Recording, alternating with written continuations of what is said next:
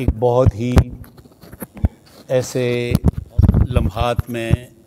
ہم یہاں موجود ہیں کہ جو غم کا لمحہ ہے، دکھ کی گھڑی ہے، اور جس طریقے سے واقعہ ہوا ہے اس پہ ہم سب بے انتہا غمگین ہیں۔ تو اس وقت پاکستان کی بہت بڑی نمائندہ خانقاہ عیدگاہ شریف کے حضرت پیر نقیب الرحمن صاحب اور ان کے صاحبزادے حضرت پیر محمد حسان حسیب الرحمن صاحب تشریف لا چکے ہیں۔ اسلامی نظریاتی کونسل کی نمائندگی ہے حضرت صاحبزادہ محمد حسان حسیب الرحمن صاحب اسلامی نظریاتی کونسل کے ممبر ہیں۔ مجھے کل انہوں نے اطلاع دی، تو میری تو آج ویسے بھی آنا تھا، لیکن ان کے لیے انتظار کیا تو ہم نے کہا اسلامی نظریاتی کونسل کا یہ وفد اشتراک کے ساتھ مل کر جائے، تو ہم آج اس حوالے سے حاضر ہیں۔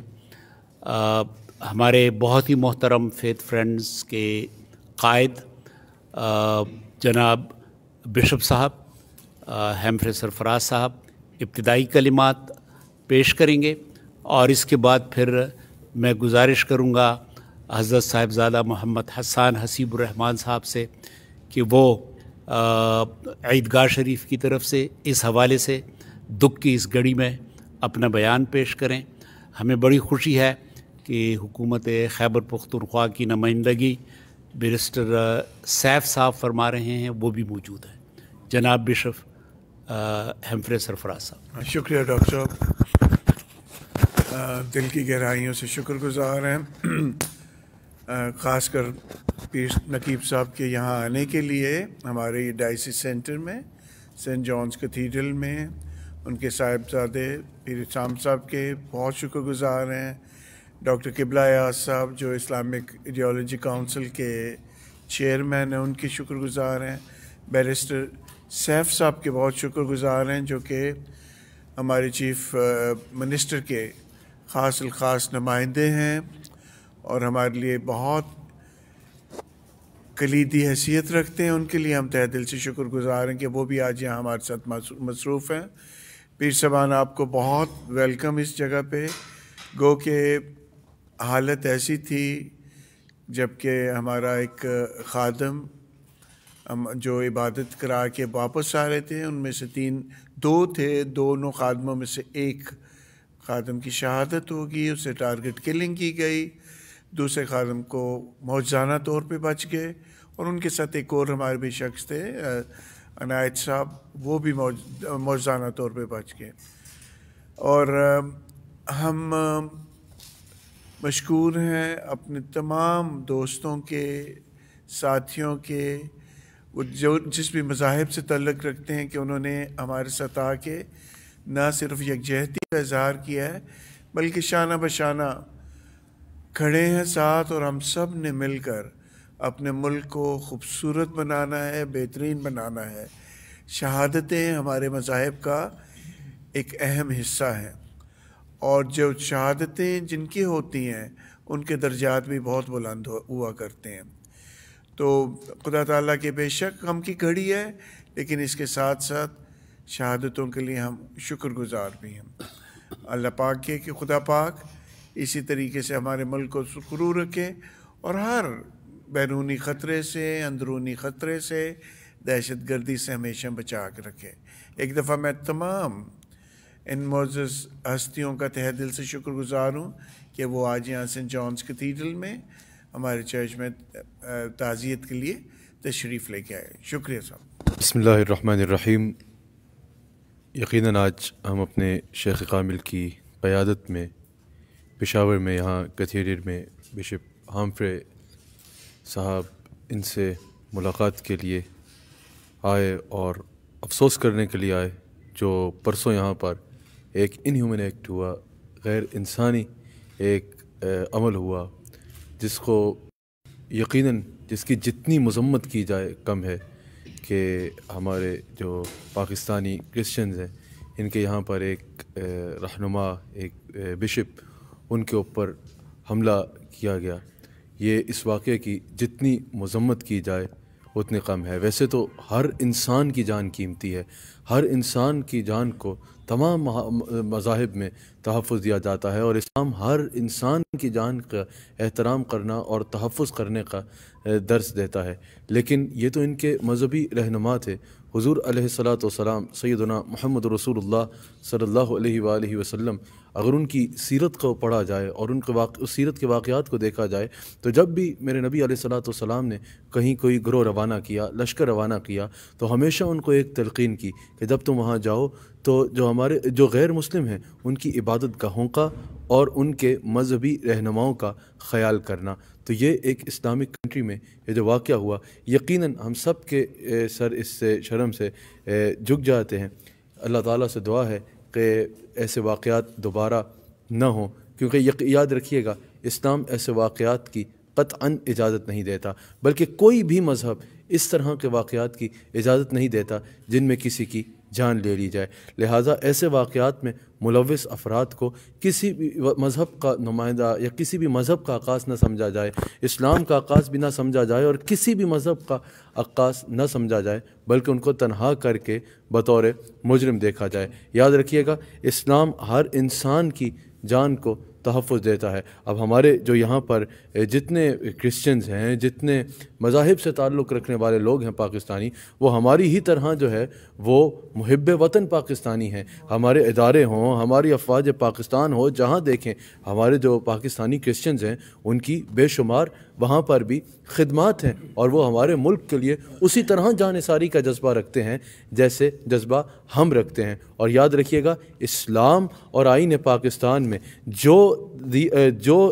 مسلمان کی جان کی قیمت ہے، جتنی مسلمان کی جان قیمتی ہے اتنی ہی پاکستان میں رہنے والے غیر مسلم کی جان قیمتی ہے. حضور علیہ الصلاۃ والسلام سیدنا محمد رسول اللہ صلی اللہ علیہ وآلہ وسلم نے جو دیت جو ہے وہ مسلمان کی جان کی رکھی، وہی دیت جو ہے وہ غیر مسلم کی جان کی رکھی. تو اسی طرح آئین جہاں ہمارے پاکستان میں جتنے مذاہب کے رہنے والے لوگ ہیں، چاہے وہ کرسچنز ہوں یا جتنے بھی مذاہب کے رہنے والے لوگ ہیں، وہ اسی طرح محب وطن پاکستانی ہیں جیسے میں نے کہا، جیسے ہم ہیں. اور آئین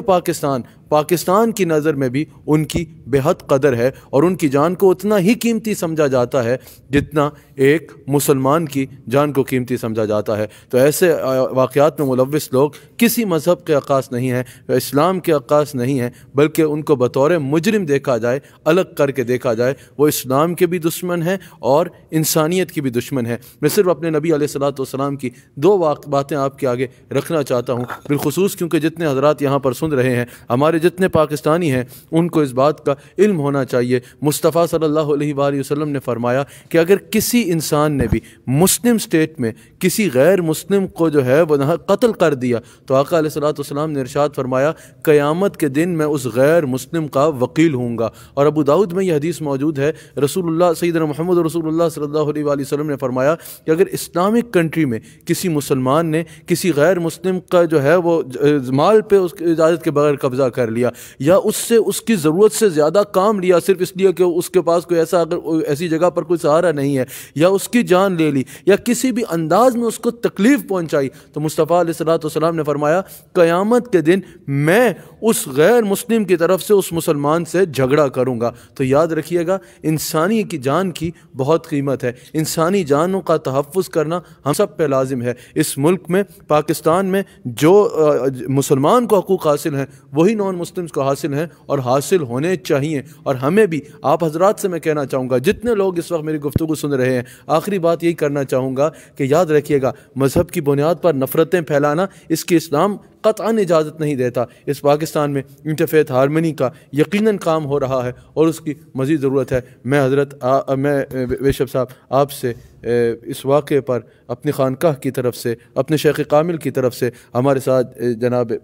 چیئرمین اسلامی نجاتی کونسل، ہمارے معزز چیئرمین جناب قبلہ ایاز صاحب کی طرف سے، جو علماء کا وفد آیا سب کی طرف سے، پوری نیشن کی طرف سے جو ہے اس واقعے پر جو ہے وہ افسوس کرتا ہوں. اللہ تعالیٰ کرم فرمائے کہ پاکستان میں دوبارہ ہمیں اس طرح کے واقعات نہ دیکھنے کو ملے، اور یقیناً ایسے واقعات کو ختم کرنے کے لیے ہماری ریاست، ہماری افواج، ہمارے قانون نافذ کرنے والے ادارے اس میں یقیناً شب و روز متحرک ہیں کہ ایسے واقعات دوبارہ نہ ہوں۔ میں درخواست کروں گا بیرسٹر سیف صاحب سے کہ وہ اس موقع پر کچھ ارشاد فرمائیں۔ بسم اللہ الرحمن الرحیم۔ بشپ صاحب، پیر نقیب صاحب، ڈاکٹر قبلہ ایاز صاحب اور تمام حاضرین، میں سب سے پہلے تو وزیر اعلیٰ خیبر پختونخوا جناب محمود خان صاحب کی طرف سے، صوبائی حکومت کی طرف سے اور ذاتی حیثیت میں اپنی طرف سے بھی افسوس کا اظہار کرتا ہوں۔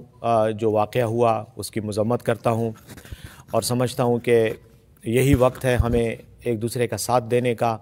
اور ایک دوسرے کے ساتھ کھڑے ہونے کا، چاہے مسلمان ہو، چاہے مسیحی ہو، چاہے کسی بھی دین سے یا مذہب سے اور عقیدے سے اس کا تعلق ہو۔ ہم سب انسان ہیں اور ہمارے تمام عقائد بنیادی طور پر انسانیت کے احترام، انسانیت کی عزت اور انسانیت کے تقدس کا درس دیتے ہیں، اور جو شخص بھی